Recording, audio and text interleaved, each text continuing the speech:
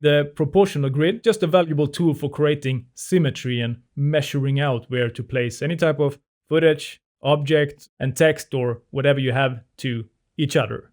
The grid can be adjusted under Preferences, Grids, and Guides.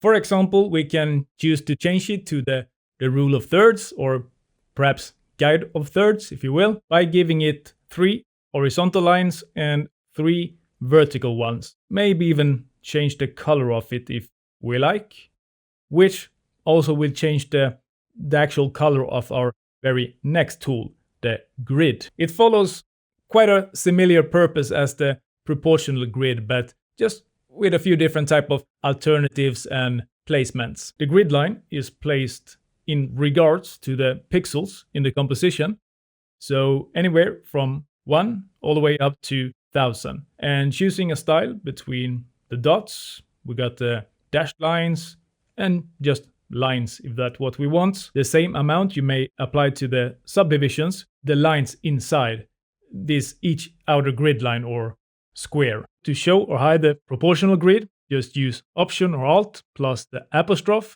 Then with the grid, use Shift plus apostrophe. The rulers are valuable to measure both horizontally and vertically, and have these small blue lines following the movement of the mouse cursor, giving some extra navigation aid.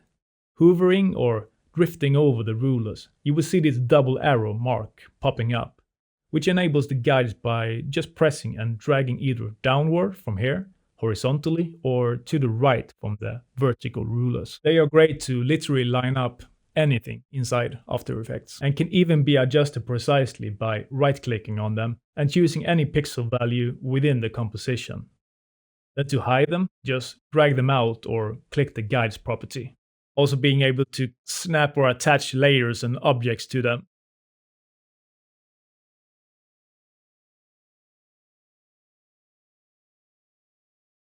And then lock them in place. Plus also being able to import and export our own and others' guides.